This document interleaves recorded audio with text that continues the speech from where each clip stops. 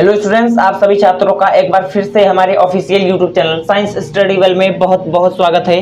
दोस्तों, आज से हम लोग क्लास 12th का बायोलॉजी का दोस्तों हम लोग स्टार्ट करने वाले हैं। ठीक है, बायोलॉजी में दोस्तों आप लोगों का चैप्टर नंबर 1 जिसका नेम था जीवों में जनन, रिप्रोडक्शन इन ऑर्गेनिज्म। ठीक है दोस्तों, तो वो 2024 के बोर्ड पेपर के लिए दोस्तों आप लोगों को काट दिया गया है, रिड्यूस हो गया है। ठीक है दोस्तों, तो हम लोग चैप्टर नंबर 2 से स्टार्ट कर रहे हैं जिसका नेम है दोस्तों पुष्पीय पादप में लैंगिक जनन। पुष्पीय पादप में लैंगिक जनन। ओके दोस्तों, तो ध्यान से देखिएगा मेरी बात। ठीक है, हम लोग एकदम बेसिक से ही पढ़ेंगे यार। तो आज के इस लेक्चर में बस एकदम बेसिक ही होने वाला है कि हम लोग जानेंगे जनन क्या होता है, जनन के प्रकार। फिर उसके बाद अगले लेक्चर से हम लोग स्टार्ट करेंगे अपना पोर्शन। ठीक है दोस्तों, तो देखिए कोई भी चीज समझने से पहले आपको उसके बेसिक फंडामेंटल्स को समझना बहुत ही इंपॉर्टेंट होता है दोस्तों। अगर आप लोग उस चीज को समझ जाओगे, जब आपका बेस मजबूत हो जाएगा तो आप लोग आगे की जो चढ़ाई होगी, आप लोगों को आगे की जो पढ़ाई होगी दोस्तों, वह आसान एकदम आसान से बहुत आसान होती जाएगी यार। इसीलिए आप लोग धीरे धीरे 1 बाय 1 करके हमारे चैनल के साथ जुड़ते रहिए दोस्तों। ठीक है, और आप लोग अपने दोस्तों के साथ भी हमारे इस वीडियोस को दोस्तों शेयर कीजिए, जो बच्चे कोचिंग नहीं कर पा रहे हैं और जो बच्चे अपनी बोर्ड एग्जाम में 90+ मार्क्स लाना चाहते हो दोस्तों, हमारे चैनल के साथ जरूर जुड़ें। ठीक है दोस्तों, तो स्टार्ट करते हैं आज का लेक्चर। सबसे पहले हम लोग जानते हैं दोस्तों जनन क्या होता है, अर्थात रिप्रोडक्शन होता क्या है वास्तव में। ठीक है दोस्तों, तो ध्यान से देखिएगा, हम लोग इसको साइंस की भाषा में एकदम समझेंगे। ठीक है दोस्तों, देखिए रिप्रोडक्शन क्या होता है, जनन क्या होता है दोस्तों। जनन जीवों में अपने ही समान, आप लोगों को देखिए परिभाषा भी एकदम अच्छे तरीके से यहाँ पर लिखा हुआ मिल जाएगा आप लोगों को। ध्यान से देखिए, जीवों में अपने ही समान संतति अथवा संतान, अपने ही समान हो सकते हैं या अपने से असमान ही हो सकते हैं।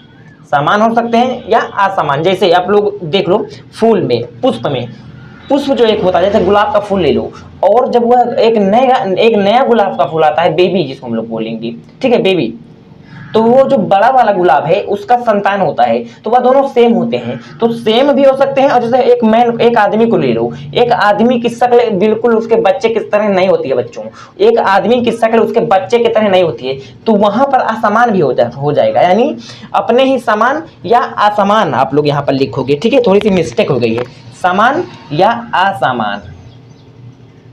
ठीक है, कैसे असमान मैंने आपको बताया है आदमी का एग्जांपल लेके।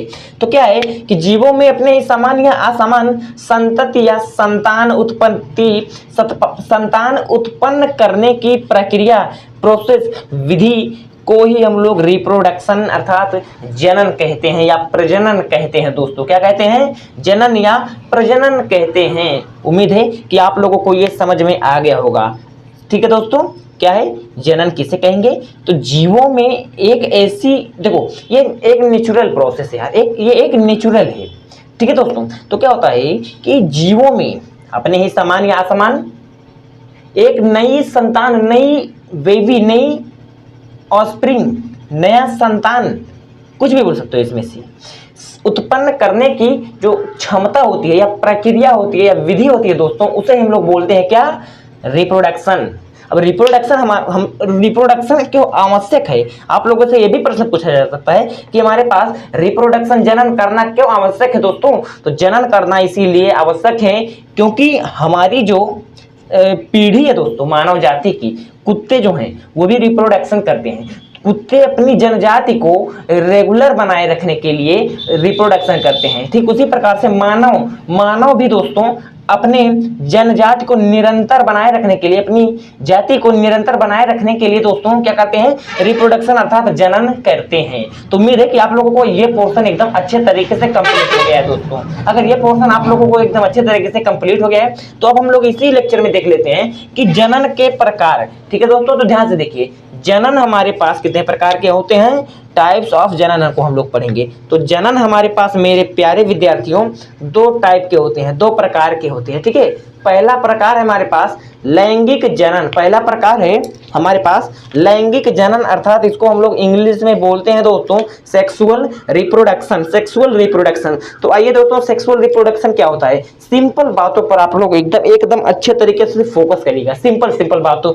सिंपल मैं आप लोगों के लिए परिभाषाएं पर लेकर आया हूं ताकि हर वो बच्चा समझ सके जिसको कुछ भी नहीं समझ में आ रहा हो। ठीक है दोस्तों, देखो लैंगिक जनन क्या होता है, तो वह प्रक्रिया, लैंगिक जनन वह प्रक्रिया जिसमें नर व मादा यानी मेल या फीमेल, नर या मादा, मेल या फीमेल दोस्तों, ठीक है। अर्थात हम लोग बोल सकते हैं कि दो जनक, दो पेरेंट्स, ठीक है, दो जनक भाग लेते हैं और उनके द्वारा जब हमारी नई संतान उत्पत्ति होती है तो उसको हम लोग बोलेंगे लैंगिक जनन। क्या बोलेंगे दोस्तों? लैंगिक जनन या सेक्सुअल रिप्रोडक्शन। सेक्सुअल रिप्रोडक्शन किसको बोलेंगे?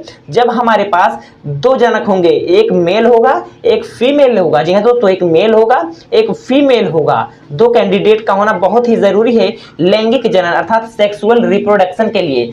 तब उससे जो हम लोगों को नई संतान मिलेंगे या हम लोग बोले नई ऑस्प्रिंग, नए बच्चे का जन्म होता है। जैसे मानव में बच्चों मेल और फीमेल दो कैंडिडेट मिलकर के एक नए बेबी का जन्म देते हैं, तो वो क्या है, तो वो कैसा प्रोसेस है? वह एक लैंगिक जनन है दोस्तों, ठीक है। समझ में आ गई बात? आइए हम लोग इसके एग्जांपल को देख लेते हैं, बहुत ही अच्छे तरीके से आप लोगों को समझ में आ जाएगा। जैसे देखिए मानव सबसे पहला एग्जाम्पल है हमारे पास, कुत्ता हो गया, बिल्ली हो गया, भैंस हो गई। ये देखिए गैस यहाँ पर लिखा गया है, सॉरी यहाँ पर भी गाय था यार ये, ठीक है, सॉरी भाई, ये गाय था, ये भैंस था, ठीक है। गाय हो गया, भैंस हो गया, ये सब हमारे क्या है? ये सब हमारे लैंगिक जनन के उदाहरण है। आइए हम लोग फटाफट से अलैंगिक जनन को भी देख लेते हैं। अलैंगिक जनन क्या होता है दोस्तों?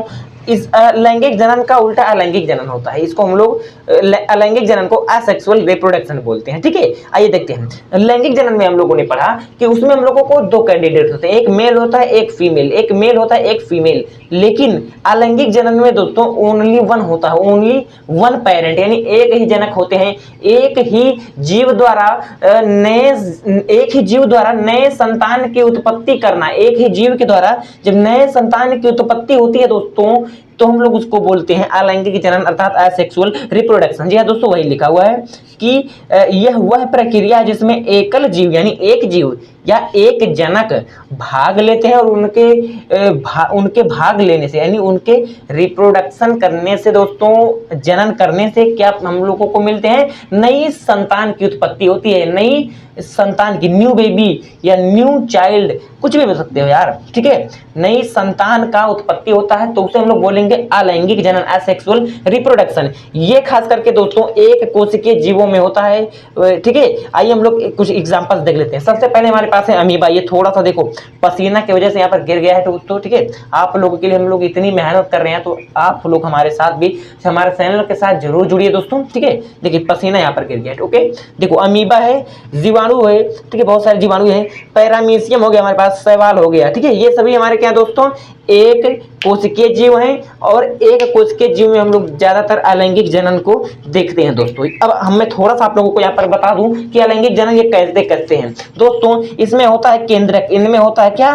केंद्रक होता है दोस्तों। इसमें इस तरीके से केंद्रक होता है, तो धीरे धीरे ये क्या करते हैं दोस्तों, केंद्रक विभाजित हो जाते हैं। केंद्रक विभाजित होने के होते हैं यानी दो भागों में इस तरह से बढ़ जाते हैं और इस तरह से दोस्तों ये दो जीव आपस में मतलब क्या करके विखंडन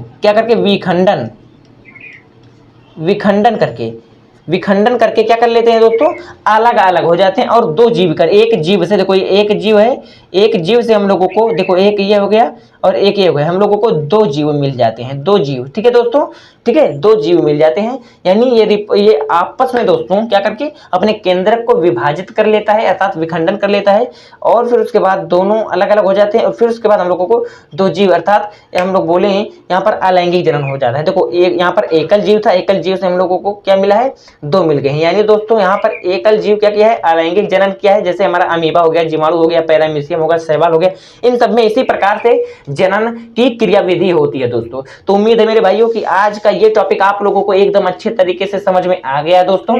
अब हम लोग चलते हैं यहीं पर, अब वीडियो हम लोग एंड करते हैं दोस्तों। अगर आपको ये हमारा टॉपिक आज का समझ में आ गया है तो आप हमारे चैनल को सब्सक्राइब करके बेल आइकन को प्रेस जरूर करिएगा दोस्तों, क्योंकि आप लोगों को हमारे चैनल पर सभी सब्जेक्ट्स की, फिजिक्स, केमिस्ट्री, बायोलॉजी, मैथ, सभी सब्जेक्ट्स की तैयारी बोर्ड एग्जाम लेवल तक की एकदम अच्छी तरीके से कराई जाती है दोस्तों, ठीक है। तो यार मिलते हैं नेक्स्ट टाइम में, तब तक बने रहिए आप हमारे चैनल के साथ।